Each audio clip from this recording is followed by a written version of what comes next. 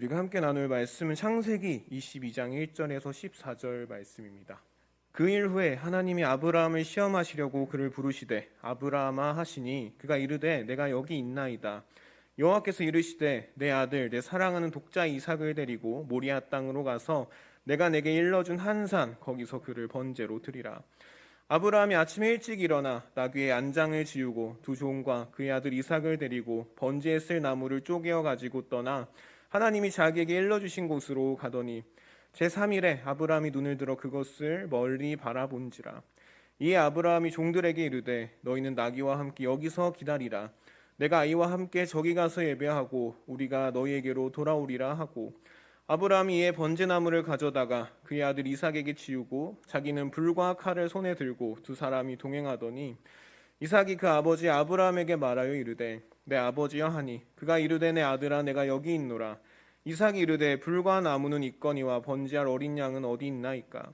아브라함이 이르되 내 아들아 번제할 어린 양은 하나님이 자기를 위하여 친히 준비하시리라 하고 두 사람이 함께 나아가서 하나님이 그에게 일러주신 곳에 이른지라. 이에 아브라함이 그곳에 번제를 쌓고 나무를 버려놓고 그의 아들 이삭을 결박하여 제단 나무 위에 놓고 손을 내밀어 칼을 잡고 그 아들을 잡으려 하니 여호와의 사자가 하늘에서부터 그를 불러 이르시되 아브라함아 아브라함아 하시는지라. 아브라함이 이르되 내가 여기 있나이다 하매 사자가 이르시되 그 아이에게 내 손을 대지 말라. 그에게 아무 일도 하지 말라. 내가 내 아들 내 독자까지도 내게 아끼지 아니하였으니 내가 이제야 내가 하나님을 경외하는 줄을 아노라. 아브라함이 눈을 들어 살펴본즉 한 수장이 뒤에 있는데 뿔이 수풀에 걸려 있는지라. 아브라함이 가서 그 수장을 가져다가 아들을 대신하여 번제로 드렸더라. 아브라함이 그 땅 이름을 여호와 이레라 하였으므로 오늘날까지 사람들이 이르기를 여호와의 산에서 준비되리라 하더라. 아멘. 오늘 말씀은 이렇게 시작되죠. 하나님이 아브라함을 시험하시려고. 그런데 이 다음에 이어지는 내용이 참으로 당황스럽습니다. 2절에 보시면요. 여호와께서 이르시되 내 아들 내 사랑하는 독자 이삭을 데리고 모리아 땅으로 가서 내가 내게 일러준 한 산 거기서 그를 번제로 드리라. 여러분, 이삭이라는 존재가 아브라함에게 어떤 아들인가요? 할아버지가 되도록 75세가 되도록 자식이 없어서 고민하던 그 아브라함이 100세가 다 되어서야 겨우 얻은 아들이었습니다. 그러니까 여러분 얼마나 소중했겠어요. 늦게 얻은 만큼 더욱 사랑스러웠을 것이고 보기만 해도 배가 불렀을 것입니다. 그야말로 눈에 넣어도 안 아플 아브라함의 전부와 같은 그런 존재라고 할 수 있겠죠. 그런데 하나님께서 그 이삭을, 그 너무나도 소중한 이삭을 제물로 바치라고 말씀하시는 거예요. 다시 말하면 아브라함에게 너의 소중한 아들을 너의 손으로 직접 죽여라, 그렇게 말씀하시는 것입니다. 도무지 이해할 수 없는 명령이죠. 어떻게 얻은 아들인데 제물로 바치라고 하십니까? 너무나도 소중한 나의 전부와 같은 아들을 어떻게 죽이라고 하십니까? 이 얼마나 잔인한 명령인가요? 그런데 또 하나님께서 얼마 전에 이런 말씀을 하셨습니다. 창세기 21장 12절에요. 그러자 하나님께서 아브라함에게 말씀하셨다. 이삭에게서 난 자식이라야 내 혈통을 이을 것이다. 하나님께서 아브라함에게 너를 통해서 수많은 땅의 수많은 백성을 이루겠다 말씀하셨습니다. 그런데 그 백성, 아브라함의 백성들을 이삭을 통해서 하나님께서 이루겠다고 하셨는데 이제는 그 아들을 죽이라고 말씀하시죠. 그러면 하나님의 이 약속은 어떻게 되는 걸까요? 변덕스러운 하나님, 이런 하나님을 우리가 믿어도 괜찮은 걸까요? 대체 하나님은 왜 이러시는 걸까요? 이 이야기를 지켜보는 우리는 너무나 마음이 혼란스럽습니다. 그런데 아브라함의 모습을 보니까 당황하는 우리와는 다르게 날이 밝자마자 아들을 데리고 길을 떠나죠. 하나님께서 말씀하신 그 산으로 아들의 제물을 바치기 위해서 길을 떠납니다. 그런데 가는 길에 아들이 보니까 불을 지필 장작도 있고 제물을 잡을 칼과 같은 도구도 있는데 정작 제물은 보이지가 않죠. 그래서 아버지에게 이렇게 묻습니다. 7절 보시면 아버지, 불씨도 있고 장작도 있는데 번제물로 드릴 어린 양은 어디 있습니까? 그러자 아브라함이 이렇게 대답하죠. 얘야, 번제물로 드릴 어린 양은 하나님께서 손수 마련하신단다. 그런데 하나님께서 정해주신 그곳에 도착할 때까지 그 어린 양은 나타나지가 않습니다. 또 그곳에 제단을 쌓고 장작을 얹어 놓을 때까지도 이삭 대신에 바칠 제물이 나타나지 않았습니다. 이제 모든 준비가 되었고 더 이상 지체할 수 없을 때가 되었을 때 아브라함은 이제 이삭을 제물로 바치기 위해서 그를 움직이지 못하게 묶어놓고 제단 위에 그 장작 더미에 올려놓습니다. 그리고 손에 칼을 쥐고 그 아들 이삭을 향해 찌르려는 순간 하늘에서 큰 소리가 들리죠. 12절에 그 아이에게 손을 대지 말라. 머리털 하나라도 상하지 말라. 나는 내가 얼마나 나를 공경하는지 알았다. 너는 하나밖에 없는 아들마저도 서슴지 않고 나에게 바쳤다. 아브라함이 이 말씀을 보고 주위를 둘러보니까 양 한 마리가 덤불에 걸려서 허우적대고 있는 모습이 보입니다. 정말 다행스럽게도 아브라함이 출발할 때 말했던 것처럼 하나님께서 그분을 위한 제물을 손수 마련하셨던 것이죠. 아브라함은 아들 대신 그 양으로 하나님께 제사를 드릴 수 있었고 두 부자는 함께 집으로 돌아올 수가 있었습니다. 하나님은 도대체 무엇을 위해서, 무엇을 바라셔서 이렇게 아브라함을 시험하신 걸까요? 오늘 말씀해 보니까 하나님은 아브라함을 시험하신 이유가 하나님이 얼마나 하나님을 경외하는지 알기 위해서 그렇게 말씀하십니다. 다시 말하면 하나님을 향한 아브라함의 마음이 얼마나 크고 얼마나 진실된지를 하나님께서 보고 싶으셨다는 것입니다. 그런데 여러분 이야기를 들으면 어떠신가요? 굳이 이런 생각 들지 않으십니까? 하나님 모든 걸 알고 계시는 하나님이라고 우리가 고백하는데 그러면 아브라함의 그 마음의 중심이 어떤지, 아브라함이 지금 하나님께 얼마나 진실되는지 하나님께서는 다 알고 계셨을 건데, 이미 다 보이셨을 텐데 하나님 왜 굳이 이런 방법을 사용하셔서 아브라함을 시험하신 걸까요? 우리가 하나님의 모습을 보면서 굳이라고 하지만 사실 우리도 하나님처럼 굳이 이렇게 그 마음을 우리 눈으로 확인하고 싶어 할 때가 있습니다. 만약에 여러분의 생일에 가족이 아무도 기억을 못한다고 하면 어떨까요? 아침에 미역국도 없고 생일 선물도 없고 근데 거기까지는 넘어갔는데 생일 축하한다는 사람도 아무도 없고 그러면은 하루 종일 이제 일하다가 집에 돌아와서 우두커니 남겨진 우리는 아마 그런 생각하겠죠. 이 양반들이 평소에 날 그렇게 사랑한다더니 그렇게 소중하다더니 정작 내 생일 기억도 못하네. 그러면서 지금까지는 막 너무 잘해주고 사랑한다고 했어도 그 순간만큼은, 그 하루만큼은 그 사랑이 진짜일까 우리가 의심하게 되지 않을까요? 연인 관계에서도 그렇습니다. 몰랐는데 얼마 전 화이트데이였더라고요. 커플들 보면은 사탕 잔뜩 싸들고 또 이성 친구를 만나러 가죠. 그런데 이런 발렌타인, 화이트데이, 빼빼로데이 같은 아주 사소한 기념일을 왜 챙겨야 할까요? 우리가 아주 이성적으로 생각해 보면 이건 사실 기업들의 그 상술에 놀아나는 거지 않습니까? 그냥 우리가 뭐 사랑한다는 말만 하면 되지, 왜 평소에 잘하면 되지, 왜 그런 기념일까지 우리가 챙겨야 합니까? 제3자 입장에서, 관찰하는 입장에서 보면 굳이 왜 저렇게까지 하냐 생각할 수 있는데 막상 사랑이라는 관계 안에 있는 사람들이 볼 때는 그렇지 않습니다. 누군가 나를 위해서 이렇게까지 해준다라는 것이 내가 이 사람에게 사랑받고 있구나 하는 걸 깨닫게 하죠. 그러니까 누군가가 보기에는 굳이 마음을 쓰고 굳이 시간과 돈을 쓰고 고생하는 것처럼 보이지만 그것이 누군가에게는 자신의 사랑을 증명하는 일이 된다는 것입니다.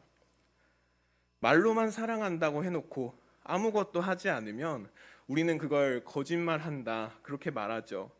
사랑한다는 말이, 우리의 사랑한다는 말이 허무한 것이 아니라 정말로 느껴지는 살아있는 실제가 되기 위해서는 굳이 그렇게까지 해야 돼? 굳이 그걸 해야 돼?가 아니라 사랑하니까 굳이 이렇게까지 하는 거야가 되어야 하는 것입니다. 사랑하는 여러분, 오늘은 사순절 둘째 주간입니다. 사순절이란 예수님께서 걸어가셨던 그 십자가 길을 묵상하는 기간입니다. 여러분은 그 십자가를 바라볼 때 어떤 생각이 드시나요? 우리를 위해서 하나님께서 예수님을 십자가에 죽게 하셨다는 그 이야기를 들을 때 여러분 어떤 생각이 드시나요? 때로는 굳이 이런 생각이 들지 않으십니까? 우리가 하나님 전지전능하다고 고백하는데 모든 걸 할 수 있는 하나님이면 사실 그 십자가보다 더 좋은 방법, 더 쉬운 방법, 더 놀라운 방법이 있지 않았을까요? 왜 굳이 하나뿐인 아들을 십자가에 달려 죽게 하셔야만 했을까요?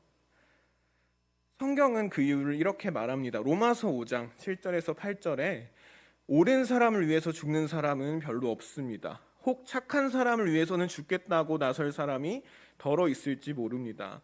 그런데 그리스도께서는 우리 죄 많을 인간을 위해서 죽으셨습니다. 이리하여 하나님께서는 우리들에게 하나님의 사랑을, 당신의 사랑을 확실히 보여주셨습니다.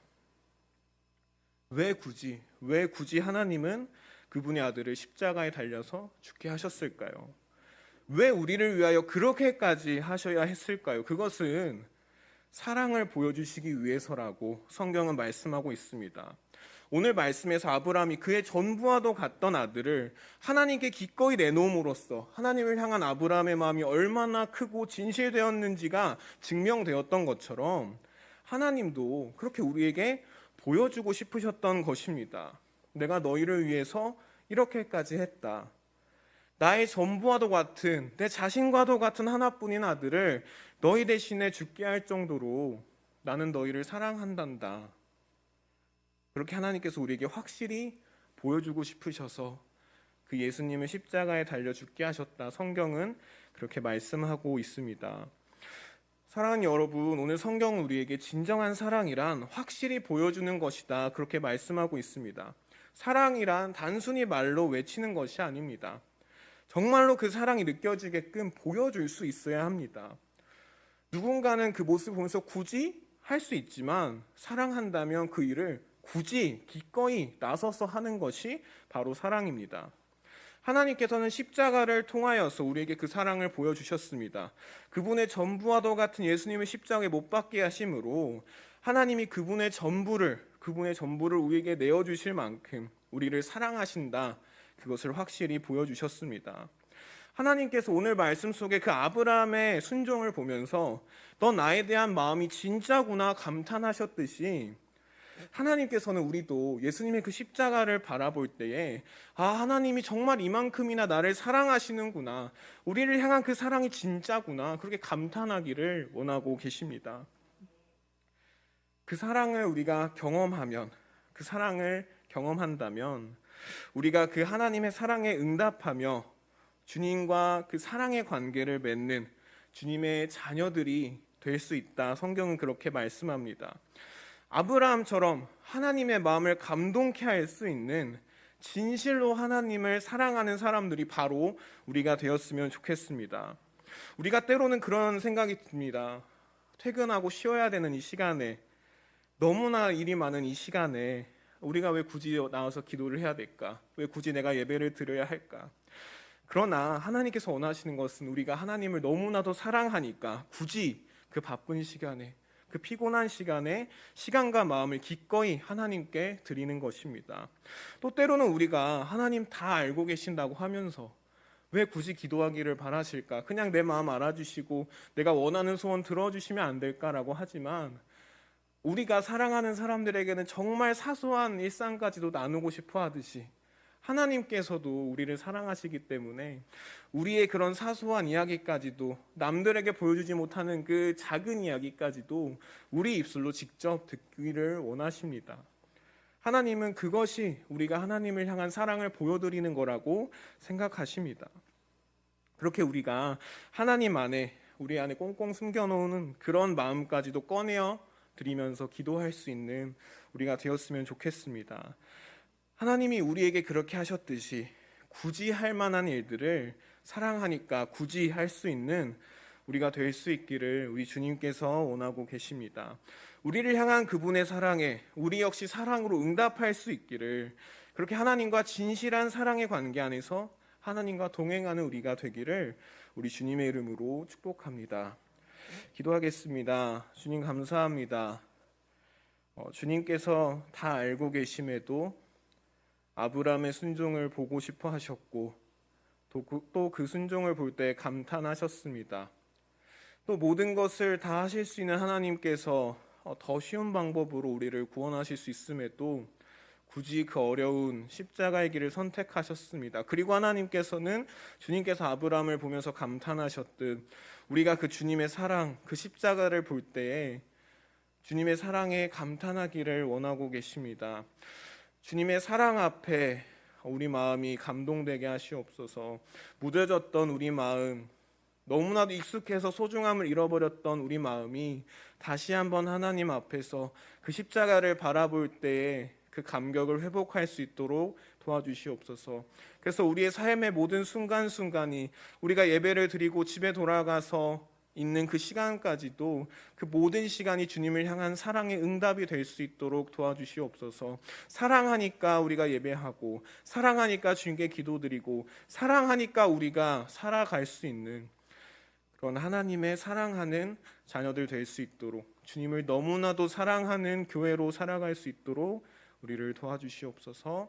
예수님 이름으로 기도드립니다. 아멘.